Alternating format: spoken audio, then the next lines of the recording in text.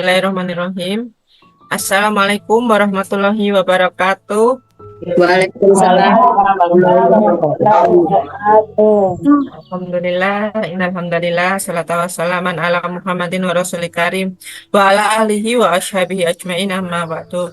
Rabbi sholih sadri wa yassir li amri wa hlul 'uqdatam min lisani yafqahu qawli.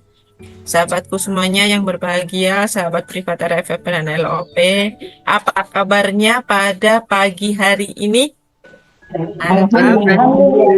Luar Luar biasa, biasa. dahsyat, ajaib. Terima kasih yang sudah hadir awal ya. Tadi sudah eh, dari standby dari jam setengah 8 malam gitu ya. Alhamdulillah, terima kasih ya karena Bunda Susan memang banyak sekali kesibukannya pada hari ini. Eh, kita doakan ya karena Bunda Susan akan mengantar jamaah ya insan mulia ya, jamaah Riyadhah Insan Mulia yang akan berangkat ke Tanah Suci insya Allah tanggal 22 Oktober bersama umroh magnet rezeki. Coba di sini siapa yang mau umroh bareng dengan Bunda Arta, angkat tangannya, katakan saya. Saya Ya, Masya Allah, banyak banget ya. Insya Allah kita semua segera muncul ya teman-teman. Kita atur strategi mulai dari sekarang untuk nabung-nabung, barangkali mau diwujudkan tabungan emas dan lain sebagainya. Insya Allah nanti kita akan fasilitasi teman-teman semuanya ya, nabungnya nanti di Bunda Arta aja gitu. Nanti biar kita bisa satu jalur, satu frekuensi gitu ya. Insya Allah kita bisa ajaib bareng-bareng umroh dan umrohkan, haji dan menghajikan. Amin ya Rabbal Alamin ya. Semoga senantiasa kesehatan, keberkahan, keridhaan Allah menyertai kita semua yang ada di ruangan privat RFF, baik yang ada di ruangan Google Meet maupun yang ada di ruangan Zoom. Kita semuanya senantiasa sehat, bugar, walafiat, kemudian nanti rezekinya senantiasa berdatangan dari arah mana saja yang tidak disangka-sangka, punya anak yang soleh dan soleha, pasangan taat dan setia, teman-temannya banyak, ada di mana-mana. Kalau ada kesulitan, kalau ada ketidakmudahan, segera ditolong oleh Allah. Insya Allah kita masuk surganya dengan berjumpa dengan Rasulullah di tempat surga yang terbaik, surga Firdaus. Amin ya Rabbal Alamin.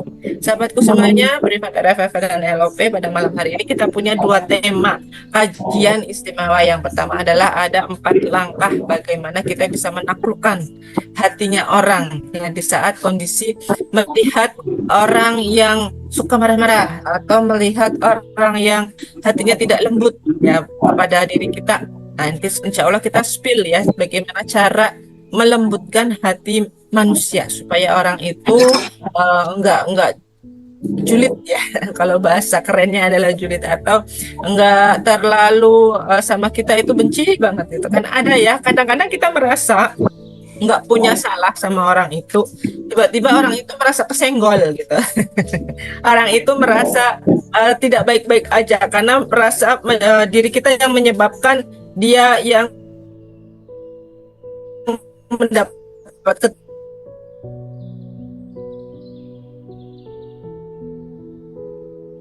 tidak berhenti itu. Kadang juga mencuri dengan tak gitu kan. Pasti ada ya yang namanya persaingan.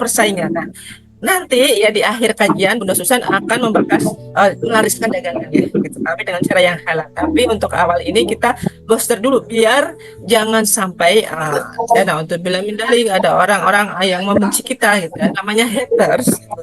Tetap ada ya, namanya orang yang nggak suka tetap ada karena mereka adalah ya dari Allahnya itu memang sengaja gitu diciptakan untuk menjadi tantangan atau ujian buat diri kita supaya kitanya ini nggak down gitu ya. Dalam artian down itu hubungan ke Allahnya. Ketika ada orang yang tidak suka sama diri kita, seharusnya kita bisa ya, menjadikan itu senjata untuk mendekatkan diri kepada Allah. Mendekatkan diri kepada Allah ini bagaimana Bunda ya. Nanti kita akan spill bareng-bareng. Ya teman-teman sudah siap semuanya? Boleh ya nanti siapkan catatannya. Kemudian tadi saya sebelum masuk ruangan Zoom gitu ya sudah memberikan pengumuman di grup bahwa teman-teman harus menyediakan uang 100.000 cepet pinjam 100 Ya, jangan dipinjam, tapi harus punya uang sendiri. Uang sendiri ya, jangan uang boleh minjam ya. Kalau bisa uang sendiri, jangan uang boleh minjam. Nah, sama apa? Karet gitu. Kenapa dikaretin? Nah, nanti rahasianya mau di-spill sama Bu Susan gitu. Ada uang 100.000 tapi nanti dikaretin. Bikin penglaris gitu, bikin ajimat. Tapi ajimatnya dengan caranya Allah, bukan dengan caranya dukun, bukan dengan menyebut nama-nama yang lain, tapi menyebutnya dengan nama yang Allah. Insya Allah berkah, halal, boleh gitu ya. Nah, teman-teman semuanya siapkan catatannya. Nanti kita akan, kalau nggak ada tapi punyanya dolar, $100 ada nggak Bunda? Dolarnya yang setara dengan 100.000 ya Bunda. Bunda Yuni. Dolarnya yang setara 100.000, kira-kiranya berapa itu nominalnya? Karena saya kurang paham kursnya Hong Kong. Kalau dolar itu tertingginya Bunda, Gimana? yang tertinggi, yang dipunyai tertinggi. Ya boleh. Yang tertinggi nominalnya Bunda, pecahannya. Ya, Pecahan dengan nominal tertinggi di Hong Kong. Punya nggak Bunda? Ya, atau uangnya yang paling gede gitu. kalau nggak punya di Ini bawahnya. $500. Nah, Kalau ini nggak $500 Bunda Yuni pegang nggak gitu? Bisa pakai dolar kalau nggak punya rupiah Bunda Idar ya. Bunda Idar bisa bisa pakai dolar kalau nggak punya rupiah atau sedang berada di luar negeri ya, tidak ada di Indonesia. Nah, kalau belum disiapkan silahkan disiapkan dulu ya, uang 100.000 sama karetnya ya. Tapi karetnya jangan buat jepret cecak ya. Nanti ada cicak lewat dijepret pakai karetnya. Nah, silakan kalau memang nggak ada rupiah gitu, pakainya dolar, tapi dolar yang tertinggi. Kalau dolar yang tertinggi kira-kira $100 ya. kalau nggak ada di bawahnya Bunda, Dolar yang- nggak apa-apa. Gimana jika di luar negeri nanti ada videonya? Ada, insya Allah Bunda Maisha ya, boleh, insya Allah ada gitu. $100 yang ada Bunda, boleh. Bunda Idar nggak punya 100.000? Bunda Idar, Asnidar, belum punya 100.000 ya, uangnya belum dirupiahkan semua ya. Ada, ya pakai 100.000 aja dulu Bunda, karena kita di Indonesia. Kalau Bunda Yuni boleh, gitu. Bunda Yuni boleh, kalau nggak punya rupiah 100.000 silahkan $500 gitu. Kalau Bunda Idar mau merasa $100 yang paling baik gitu ya, silahkan pakai $100-nya juga tidak apa-apa.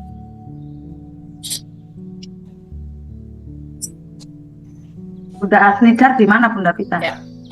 Kita mulai ya teman-teman semuanya. Saya izin untuk share screen. Ya, share screen ini bagaimana kita memulai 4 langkah untuk menaklukkan hatinya manusia.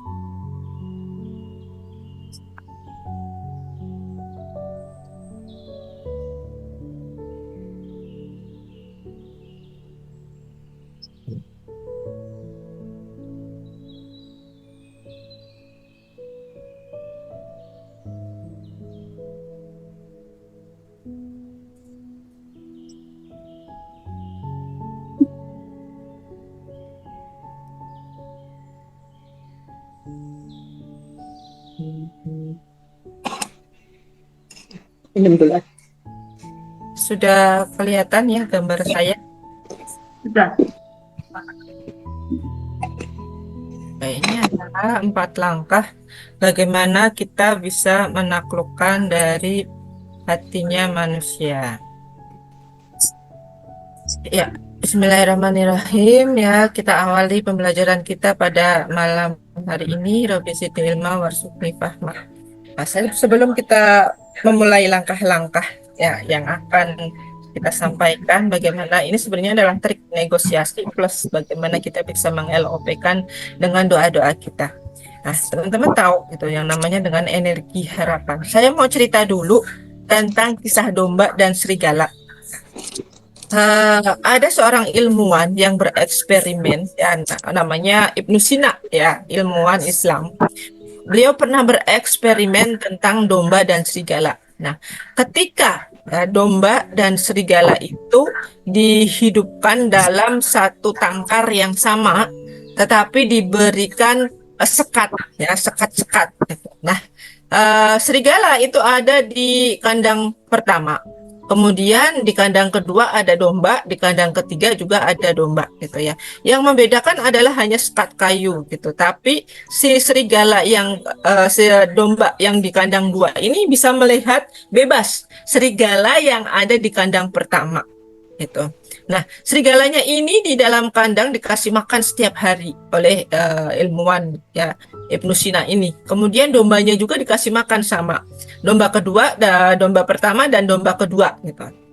Kemudian dihidupkan selama berbulan-bulan ada di dalam tangkar, di dalam sangkarnya gitu, kandangnya. Nah, setelah itu apa yang terjadi? Nah, serigala itu sehat gitu karena dikasih makan dengan baik oleh pemiliknya. Tetapi di kandang yang kedua, domba itu ternyata tidak sehat.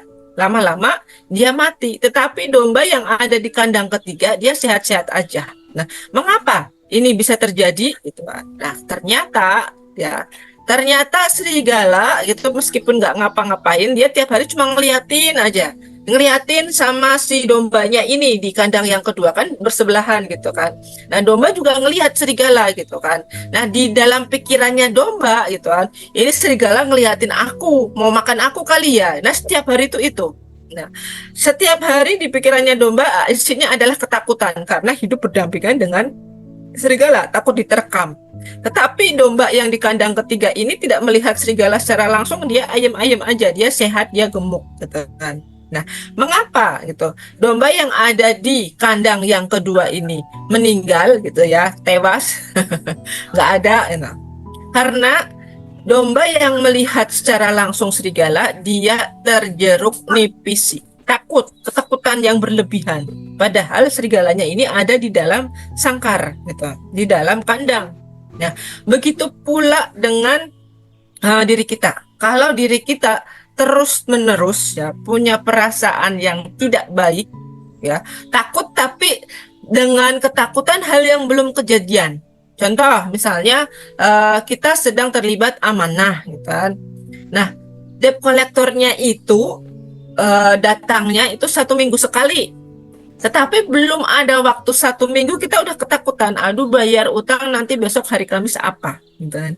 Takut nggak bisa bayar, takut nggak bisa bayar, takut nggak bisa bayar. Akhirnya apa gitu? Kejadian. Karena apa? Kita memproyeksikannya tidak bisa bayar. Gitu. Akhirnya ketakutannya berlebihan. Nah, setelah itu apa efeknya? Setelah kita takut berlebihan, efeknya adalah jadi stres gitu. Kitanya jadi stres, akhirnya setelah stres kepikiran terus. Gitu. Kalau uangku bayar dia hari Kamis, nanti minggu depannya bagaimana? Terus dipikirin terus. Bagaimana bagian pertanyaan yang terpancar gitu. Akhirnya apa? Nggak nemu solusi. Salah nggak nemu solusi, akhirnya bingung sendiri. Setelah bingung sendiri, akhirnya apa? Nah, banyak kejadian-kejadian gitu ya. Nah, mulai dari pertengkaran dengan suaminya atau dengan istrinya, anak-anaknya juga ikut dimarah-marahin. Kemudian setelah itu rumah tangganya jadi tidak harmonis dan lain sebagainya dan lain sebagainya. Kenapa? Pikiran dan hati perasaannya tidak dia jaga dengan sungguh-sungguh. Seperti ya, domba gitu. Serigalanya nggak ngapa-ngapain kok, cuma di kandang doang dikasih makan ini, tapi dia udah ketakutan aja, terus saja takut, akhirnya dia mati gitu kan. Akhirnya dia meninggal karena memikirkan hal-hal yang seharusnya tidak perlu dipikirkan. Ya namanya juga domba, bunda, dia mana bisa mikir, dia nggak punya otak, nggak punya pikiran gitu ya, otak mah ada gitu. Nah, kita jangan sampai seperti itu. Meskipun ada bahaya, ya ada ketidakmudahan di hadapan kita. Ibaratnya nanti ketemu orang-orang yang toksik, suka marah-marah kayak serigala di depan kita, kita harus punya ya penangkalnya atau jurusnya, atau bisa menaklukkan hatinya dia. Bagaimana caranya? Ya, kita lihat dulu. Segala sesuatu yang ada di dunia ini tidak harus seperti keinginan kita. Kadang kehidupan kita tidak berjalan dengan mulus gitu ya. Terombang ambing, kadang timbul, kadang tenggelam. Semua manusia mengalami hal itu. Bukan teman-teman saja, saya juga, Bunda Susan juga, Pak Nas juga misalnya. Nah, semua manusia itu inginnya gitu, hidupnya fine-fine aja, nggak ada ujian, nggak ada persoalan. Tetapi mana mungkin gitu kan? Bukankah kita hidup di dunia untuk diuji? Bisakah kita masuk ke surga tanpa diuji? Nggak bisa. Karena surga itu membutuhkan pengorbanan, membutuhkan ketekunan, membutuhkan kesungguh-sungguhannya kita dengan amalan-amalan yang disukai oleh Allah gitu. Nah, Allah pernah bilang gitu di sebuah riwayat hadis qudsi, dia bilang, ini aku ciptakan surga. Kemudian alangkah indahnya gitu, malaikat bilang, wah alangkah indahnya. Pasti makhlukmu ya, manusia yang kau ciptakan pasti ingin berbondong-bondong masuk surga. Kamu yakin malaikat gitu kan? Ya saya yakin karena surga indah betul, semua manusia pasti pengen masuk gitu kan. Terus Allah ciptakan neraka. Jadi ini namanya neraka gitu. Buat tempat orang-orang yang durhaka kepadaku. Orang nggak mau ke situ ya Allah gitu kata malaikat. Karena itu adalah tempat yang tidak baik, buruk banget gitu kan. Panas dan lain sebagainya. Kamu yakin? Yakin ya Allah, pasti banyak umatmu yang akan masuk surga. Oke, sekarang aku kasih pagernya. Nah, kasih pagernya masing-masing, pagar surga, pagar neraka, gitu kan. Setelah itu apa yang terjadi? Malaikatnya bilang, ya Allah, kalau pagernya kayak begini mah, orang banyak suka yang ke neraka daripada ke surga. Nah, tahukah teman-teman kenapa malaikat bisa berkomentar seperti itu? Nah, Allah bilang, iya, memang aku ciptakan surga dan neraka. Neraka aku pagari dengan hal-hal yang paling diinginkan manusia, disukai oleh manusia. Sedangkan surga aku pagari dengan hal-hal yang manusia malas mengerjakannya. Gitu. Manusia nggak rajin mengerjakan itu gitu. Misalnya apa? Sholat gitu kan, kemudian sedekah, kemudian puasa. Wah, orang nggak suka gitu. Kenapa? Karena ngapain sih capek-capek puasa ya? Kan makan enak kok tiap hari. Kenapa harus kita mengosongkan perut selama 1 bulan di bulan Ramadan kan? Ngapain juga kita merasa fine-fine aja kok nggak sholat, itu kayak orang kafir gitu. Orang kafir nggak sholat tapi rezekinya masih banyak gitu. Nah, seperti itulah teman-teman ya. Ternyata ibadah itu ya dijadikan oleh Allah itu tidak ringan di kita. Ibadah itu masuk ke manusia tetapi dijadikan oleh Allah, diberikan hawa nafsu, tantangan supaya bisa menaklukkan diri sendiri. Tidak ringan gitu ya. Ibadah itu membuat kita merasa ngapain saya ikut RFF LOP terus bayar lagi, sedekah lagi gitu kan, ngaji lagi berjam-jam nggak selesai-selesai. Itulah hal yang tidak disukai manusia, padahal itu adalah surga. Tapi beda ketika orang, hey ada konser musik di sana, yang hadir adalah artis dangdut yang terkenal, Ayu Tong Tong gitu. Ayu Ting Ting. Nah, setelah itu nonton yuk gitu. Tiketnya berapa gitu? Oh tiketnya murah kok, berapa sih, 200.000. Wah, dibandingkan dengan RFF, murahan mana? Murahan RFF gitu kan. Tapi dia suka pergi ke sana. Hei, itu ada konser lagi orang Korea. Nah, artis Korea dari mana gitu, yang 4 orang cakep-cakep tuh, namanya apa? Black Kerupuk gitu. Black Kerupuk warnanya pink, Blackpink. Nah, kan mereka apa, lihatnya aurat gitu teman-teman. Tapi mereka suka, bayarnya berapa? Konser yang termurah itu 1.700.000 buat 1 malam saja. Tapi mereka mau. Nah, dibandingkan yuk ikut RFF murah 100.000, 25.000 boleh gitu. Jalan garansi masuk surga, jalan garansi ajaib, kamunya uangnya tambah bertubi-tubi, nggak mau gitu. Inginnya apa? Inginnya yaitu nonton konser gitu. Terusan dangdutan dan lain sebagainya, gaya-gaya yang nggak baik. Itu ada gaya Korea terbaru loh, bajunya modelnya seperti ini gitu. Ada tas yang cakep nih gitu, dibeli. Tapi kalau disuruh untuk membeli tiket ke surga nggak gampang, disuruh belajar nggak mau. Nah, seperti itulah Allah mengelilingi surga, nah, dengan hal-hal yang tidak disukai oleh manusia, dan Allah mengelilingi neraka dengan hal-hal yang paling disukai manusia. Ya. Nah, inilah kenapa penghuni surga dibandingkan dengan penghuni neraka itu berbanding jauh gitu. Nanti lebih banyak orang yang ke neraka daripada orang yang ke surga. Nah, kita jangan sampai ya termasuk golongan yang sukanya menuju ke neraka gitu ya. Makanya kita terus pertahankan makom kita di sini. Nah, mau ngantuk mau nggak ngantuk gitu, yang penting saya keluar sedekahnya dulu aja deh. Nanti misalnya saya perkara Zoom-nya saya belum bisa mengikuti, yang penting saya dapat 30%-nya dulu. Katanya begitu gitu kan.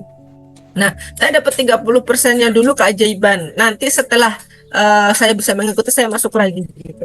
Dan yang penting pertahankan makom 30% juga nggak apa-apa gitu ya, daripada tidak sama sekali. Ya. Menuruti hawa nafsu lebih mudah daripada menuruti akal pikiran kita. Nah, makanya pertahankan itu, ya, akal pikiran yang tidak mudah itu memang terasa bagi kita di hati kita tidak ringan, tapi insya Allah kalau kita mau istiqomah dan bersungguh-sungguh itu akan menjadi ringan. Meskipun awalnya terpaksa, nanti lama-lama jadi bisa. Salah bisa, nanti lama-lama akan terbiasa. Nah, seperti itulah teman-teman. Ya, kita harus memperkuat, meyakinkan diri. Tidak harus menjadi apa yang kita inginkan, tetapi menguatkan keinginan ke hal yang positif. Gitu. Lalu apa 4 langkahnya untuk menaklukkan hati manusia? Nah, dalam perjalanannya, manusia itu kan seringkali diuji. Diuji dengan berbagai macam ketemu sama orang yang kelihatannya kadang baik di muka, tapi nusuk di belakang ada. Punya pengalaman seperti itu enggak? Kalau Bunda Vita punya gitu. Dan Bunda Vita berusaha ya untuk tetap berbaik sangka dulu sama orangnya dulu gitu kan. Walau waktu itu belum bisa ya melatih untuk langsung seketika bahagia karena belum begitu mengetahui ilmu magnet rezeki gitu kan. Bunda Vita punya seorang teman gitu ya yang toksik gitu di kantor. Nah, orangnya itu entah kenapa kalau saya merasa beliau senior gitu kan, saya menghormati dia, kemudian berusaha untuk memuliakan dia. Tetapi dianya kalau ketemu kadang-kadang suka mencari perkara gitu. Kadang-kadang sayanya oke-oke aja, dianya emang ada-ada. Kemudian sayanya nggak merasa ngapa-ngapain, dia lapor-laporkan gitu. Pernah saya hampir dijegal gitu supaya status PNS saya gugur. Tapi ketika sampai ke atasan gitu kan, sampai ke atasannya bilang ini orang kesalahannya apa, kenapa kamu harus membuat dia mengundurkan diri gitu. Ya alhamdulillah gitu, saya dilindungi oleh Allah. Karena sesuatu ya saya percaya rezeki itu sudah ada takarannya dan ada pada tempatnya. Kalau orang lain mau mengambilnya sekalipun, kalau itu sudah menjadi hak milik saya, maka orang lain nggak bisa ngapa-ngapain gitu, nggak bisa ngapa-ngapain ke sayanya. Jadi biarin aja lah. Gitu. Biarin aja orangnya seperti itu ke saya, tapi yang penting saya nggak akan membuat dia merasakan hal yang sama dengan apa yang saya rasakan. Itu prinsipnya saya seperti itu. Gitu. Nah, ketika ada orang yang tidak baik, maka berprasangkalah yang baik terhadap dia. Nah, misalnya ada orang yang nyalip kendaraan, ngebut gitu kan, terus keluar asapnya tebel banget, kemudian debu jalan, bikin nafasnya kita seger gitu. Maka kita keluarkan respon. Responnya apa? Mendoakan dia. Jangan sampai kita mendoakan tapi mendoakan kehancuran buat dia. Jangan gitu. Karena kita sudah mengenal ilmu magnet rezeki, otomatis dengan doa-doa yang baik-baik saja. Jangan mendoakan hal yang tidak baik. Nah, kemudian kita cari hikmah di balik peristiwa. Jangan buru-buru menyalahkan orang lain. Gitu. Gara-gara dia nih bajuku udah dikotor kena debunya dia gitu. Jangan gitu. Tapi kita ambil hikmah di balik peristiwanya. Dia ngebut ya, dia mengotori baju kita, dia memberikan debu kepada kita. Oh, berarti saya harus bersih-bersih karena diri saya nggak bersih gitu. Nah, baik sangka sama Allah. Ya, lalu bagaimana responnya ketika ketemu orang yang seperti itu? Ya udah biarin gitu, ketawa aja, udah bahagia, lepas. Nah, tapi orang itu bakalan itu Bu nanti ngelunjak sama kita gitu karena kita mau terima aja dia begituin. Enggak, tidak seperti itu caranya. Jangan serta-merta kita kalau ketemu orang yang menyakiti lalu enggak dalam bahasa Jawa itu iyain aja semua permintaannya. Ya, tapi berikan perlawanan yang positif. Gitu. Intinya itu, berikan perlawanan yang positif. Jangan berikan perlawanan yang tidak baik kepada dia. Caranya bagaimana? Dengan mengkomunikasikan. Ngobrol gitu dengan orang yang dolim itu dengan kesabaran. Saya nggak bisa Bun gitu, saya nggak bisa ngobrol sama dia karena dia terlalu membuat sakit hati gitu. Saya terlalu membuat dia itu sangat mengecewakan saya. Bagaimana caranya supaya saya bisa ngomong lagi sama dia gitu. Teman-teman semuanya, Allah bilang gitu ya, kalau kita bertengkar dengan orang lain jangan diamkan orang itu lebih dari 3 hari, nggak boleh. Marah cukup 3 hari aja. Setelah itu biasa lagi aja. Lepaskan. Kenapa? Karena kalau kita marah lebih dari 3 hari, maka kita akan sama kayak dia. Jadi penghuni neraka nantinya. Mau? Nggak mau kan? Nah, maka kita harus punya energi memaafkan. Ya, taklukkan dia dengan komunikasi dan kesabaran. ngomong aja nggak apa-apa biasa. Kita nggak usah nyolot gitu ya, baik-baik ya Bu, terima kasih Bu gitu ya. Nah nanti dianya lama-lama baik sendiri gitu. Dianya nanti lama-lama akan baik sendiri ya. Terus jangan pernah ketika dia ngajak perang kemudian kita juga tinggi bicaranya. Ya, garis kebenarannya juga kita sama-sama tinggi. Ya, seluruh persoalan dimulai dari saya benar, dia yang salah gitu. Tapi solusi dimulai dari saya salah, mungkin boleh jadi dia yang benar. Nah, alhamdulillah nanti nyaman seketika. Wow, keren seketika. Alhamdulillah seketika gitu kan. Anak mecahin gelas, wow keren. Kemudian ada suami yang belum setia, wow keren gitu kan. Tiba-tiba ban motornya gitu kan, ban motornya kempes di jalan, wow keren gitu. Nggak usah menyalahkan kondisi, nggak usah menyalahkan keadaan, salahkan saja diri kita. Mungkin Allah kasih ban bocor di jalan karena saya ya sehari-harinya tidak memperhatikan motor. Kok bisa motor saya tidak diperhatikan? Mungkin belum diservis, makanya motornya jadi seperti itu gitu. Mungkin bannya tidak pernah dicek halus atau tidaknya, makanya motornya jadi seperti itu. Karena dia benda kan, tapi motor itu terbuat dari logam gitu kan. Logam itu dari mana? Dari bumi gitu. Bumi itu apa? Makhluk hidup juga. Nah, semua benda itu punya energi. Meskipun itu terlihat benda mati atau plastik sekalipun, laptop sekalipun, dia punya energi. Nah, energinya apa? Energinya itu akan mengikuti tuannya. Ya, tuannya akan mengikuti. Kalau tuannya baik, motornya juga akan baik-baik. Kalau tuannya tidak baik, nanti motornya sering tidak baik. Percaya itu gitu. Sering kejadian kan gitu. Sering kejadian karena motor nggak pernah dicek gitu kan, tiba-tiba mogok di jalan gitu. Ya, alhamdulillah saya kalau punya benda-benda itu sering awetnya. Misalnya kayak HP gitu ya. HP saya versi Android pertama itu saya beli tahun 2016 gitu. Sampai sekarang masih walau sudah pindah orang. Hidup gitu ya, maksudnya waktu saya terakhir memberikan kepada bapak saya gitu kan. Di tahun 2024 ini saya relakan gitu supaya bapak saya bisa pegang HP gitu kan. Nah, itu saya berikan eh, dalam keadaan hidup, masih bisa dipakai, kondisinya juga masih bagus. Tapi tiba-tiba diambil sama orang, ya pindah orang, ya mau keren aja gitu. Saya belikan lagi yang baru gitu. Terus gitu 2 kali, tapi nggak apa-apa gitu. Insya Allah gitu, semuanya akan diganti dengan Allah. Nah, teman-teman, ketika kita ada kondisi ya berhadapan dengan manusia-manusia yang demikian, maka berusahalah untuk berkomunikasi dengan baik dan jaga kesabaran kita. Jangan menaikkan tensi, jangan mudah marah-marah, tapi tetaplah rendah hati dan lembut ngomongnya. Kemudian langkah yang berikutnya adalah memberikan empati. Ya, tetap ngomong baik ya. Empati itu memberikan bahwa kita menunjukkan kepedulian sama mereka. Tetap tolong dia ya.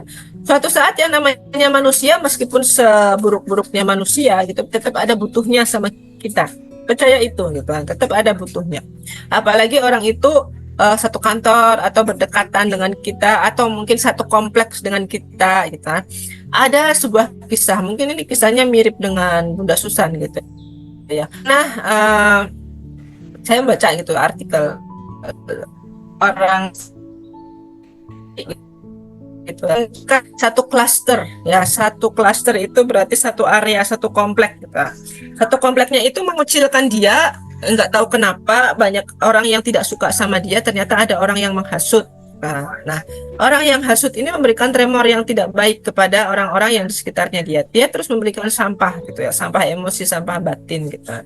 Nah, orang itu, suami istri itu akhirnya dia bisa melihat kondisi bahwa dia terima kondisinya pada saat itu. Oke, saya nggak apa-apa dibenci tetangga saya, satu klaster, satu kompleks. Tapi kemudian dia hikmahnya adalah dia bisa mengambil hikmah untuk berteman dengan orang yang baik-baik aja meskipun tidak tinggal dalam satu kompleksnya. Dan akhirnya apa? Keajaibannya di situ gitu. Kenal orang-orang di luar kompleksnya, malah dikasih orderan banyak. Dan akhirnya orang-orang yang di dalam kompleksnya itu sadar gitu ya, sadar bahwa ini orang seharusnya kita baikin ya, ini orang ini seharusnya bisa kita manfaatkan untuk membaguskan gitu kompleks ini supaya kompleks ini ramai, karena dia adalah seorang pengusaha dan mungkin dia bisa bersedekah dengan kita semuanya gitu. Akhirnya sadar. Maka jadilah seperti pohon yang ketika dilempari batu dia akan menjatuhkan buahnya. Nah, dilempar dah. Kalau anak kecil itu ngelempar pohon mangga, pengen dapat mangganya itu dilempar pakai batu atau disengget gitu ya. Disengget pakai apa namanya? Kalau orang Jawa bilang pakai senggetan. Gentar. Misalnya apa ya? Saya kurang paham gitu.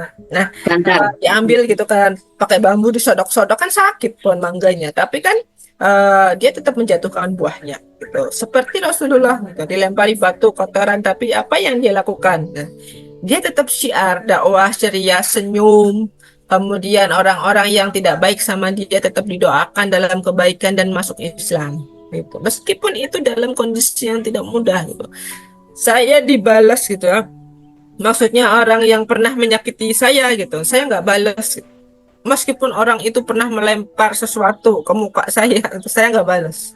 Saya biarin aja, saya doakan. Nah, Allah yang balas gitu. Dalam perjalanan waktu dia baik sendiri gitu. Mungkin malu dengan perbuatan-perbuatannya yang pernah dilakukannya di masa lampau. Tapi saya sudah memaafkan, nggak ada apa-apa lagi gitu ya. Pokoknya senyum aja gitu ya. Kalau ada orang yang marah, ya bu, gitu. Senyumin aja gitu.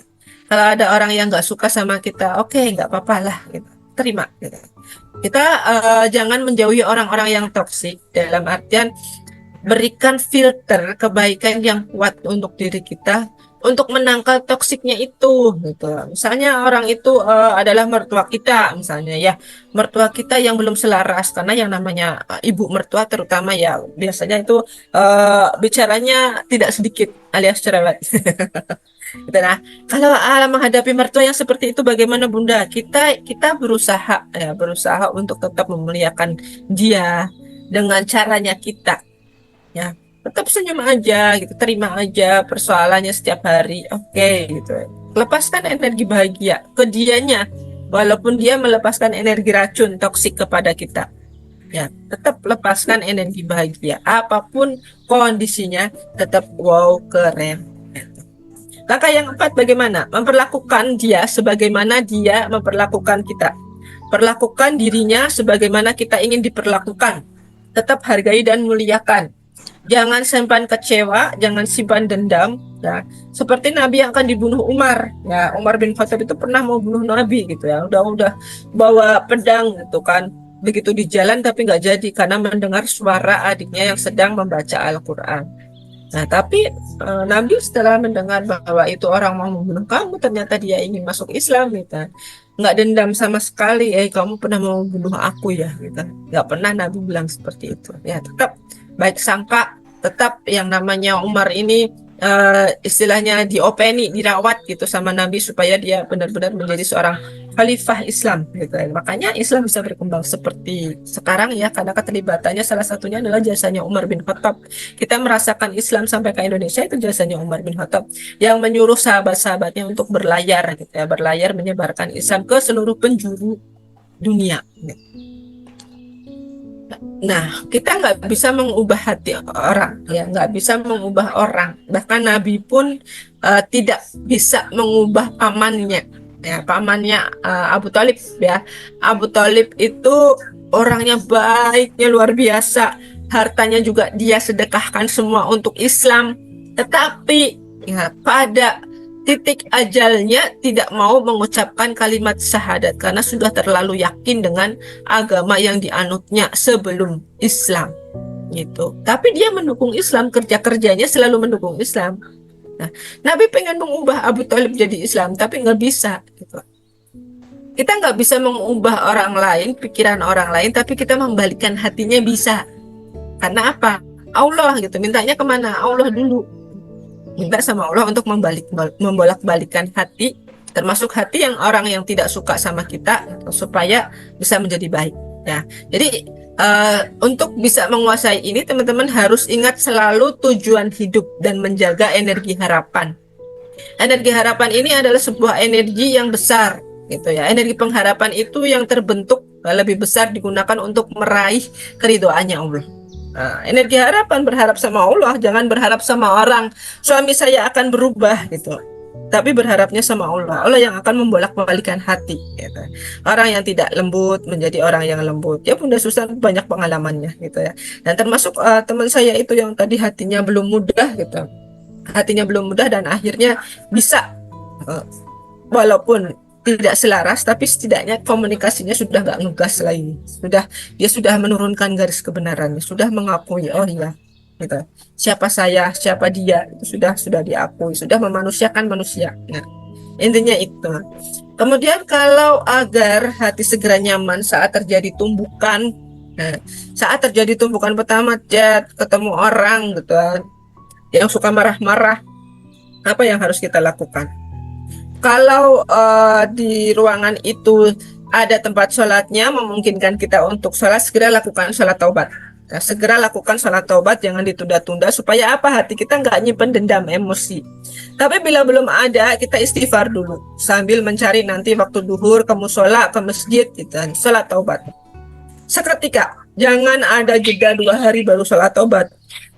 Tapi disegerakan ya kebaikannya, disegerakan. Kita yang turun garis kebenaran sambil kita berusaha untuk beristighfar, mengakui kesalahan, ketidaktepatan di hadapannya Allah dan jangan meninggikan atau melawannya dia. Apalagi kalau yang dilawan adalah sebuah sistem.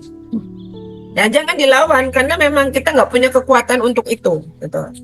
Apalagi ya misalnya sistem dalam suatu tata perusahaan atau sistem dalam misalnya pemerintahan gitu kan, karena energi toksiknya lebih besar daripada energi kita, kemudian kita nggak bisa untuk melawannya seorang diri, maka kita harus cari ikhtiar, cari energi kolaborasi yang positif. Energi kolaborasi yang positif itu diantaranya adalah dengan menghimpun doa. Nah, itu sebenarnya senjata, makanya Allah itu bilang senjatanya umat muslim itu sebenarnya ada di doa gitu. Iya, ini soalnya saya itu dulu. Nah, senjatanya umat muslim itu sebenarnya ada di doa. Nah, bukan melawan gitu kan. Kalau kamu punya energi untuk bisa melawan ya lawanlah kan. Kalau punya tenaga menghadapi orang dolim, kalau tidak punya tenaga lawan dengan kata-kata, perang di medsos. Nah, kadang ada yang seperti itu. Nah, tapi energi yang ketiga inilah energi yang lebih powerful. Seandainya saja orang Indonesia ini sadar semua 2 juta pengamal ilmu mandiri rezeki bisa terwujud, kita Nusantara ajaib itu mudah karena kita adalah sebuah negara yang kaya. Ya, negara yang punya nikel banyak, tambang emasnya ada, gitu kan. Energi melawannya itu sistem pemerintahan ya, global kapitalisme dan lain-lainnya itu kita himpun bareng-bareng dengan LOP-nya kita, gitu. LOP-nya kita apa? Gitu. Melawan apa? Kedoliman. Kedolimannya siapa? Sistem kapitalisme. Yang membuat sistem kapitalisme siapa? Kadang pemerintahnya juga, gitu. Nah, itu yang kita doakan, kita LOP-kan, pemerintah baik, pemerintah Islam, pemerintah menjalankan hukum Islam dan lain sebagainya. Itu bisa gitu. Jangan kita cari pemimpinnya dulu, tapi kita LOP-kan dulu siapa yang akan jadi pemimpin. Gitu. Ya cari sosok-sosok yang baik. Gitu. Ya apalagi sebentar lagi mau pilkada, ini pesan juga. Kemudian hacking pikiran dengan disiplin kata. Ya, disiplin kata itu penting. Ya, ibarat butiran tasbih, disiplin kata adalah ujung tasbih yang terikat, gitu ya. Kalau kita nggak bisa disiplin kata, ngomong yang baik-baik aja, maka itu nggak akan terwujud pengamal ilmu dan rezeki. Nah, salah satu disiplin kata yang baik adalah kita melatih saat afirmasi. Ya, afirmasi positif harian itu jangan ditinggalkan, jangan tidak absen teman-teman. Ya, usahakan untuk absen. Untuk apa? Biar saya dan Bunda Susan itu tahu siapa yang sungguh-sungguh dalam berafirmasi, ngomong, belajar disiplin kata. Ya, jangan diabaikan. Alah, paling ngomongnya gitu doang. Saya rezekinya banyak, saya berlimpah. Itu ngomong apa sih, kayak omong kosong gitu. Kalau kita nggak percaya makanya kita nggak mau absen gitu. Kalau yang absen saya perhatikan gitu pada ajaib semua ya. Jadi teman-teman semuanya berlatihlah dari kata afirmasi tiap pagi itu. Tiap pagi apa yang saya share gitu, setelah subuh lakukanlah gitu ya. Jangan didiamkan aja. Nggak absen berarti teman-teman nggak afirmasi. Kalau teman-teman absen berarti teman-teman afirmasi ya. Dari mohon maaf hampir 100 orang yang afirmasi itu yang menjalankan kurang dari 30 gitu. Lalu kemana yang 60-an? Ya kemana yang 60-an gitu ya, 50 lebih gitu. Nah teman-teman silahkan berlatihlah untuk disiplin kata, karena disiplin kata ini bisa untuk menarik energi bahagia. Ini dari afirmasi kita gitu. Saya Bunda Vita dan Winda Naraswari, hari ini saya sehat, sehat. Hari ini saya bahagia, bahagia. Rezeki saya di mana-mana, ya dan seterusnya gitu ya. Nah, pernah saya ketika belum belajar ilmu magnet rezeki, tapi saya percaya diri ya. Saya itu pernah dalam kondisi gaji 1 bulan hanya Rp35.000. Bayangkan. Itu sekitar tahun 2003 gitu. Rp35.000 saat itu adalah sangat-sangat ya alhamdulillah sekali gitu dibandingkan dengan teman-teman saya yang waktu itu belum PNS, sama-sama belum PNS-nya gitu.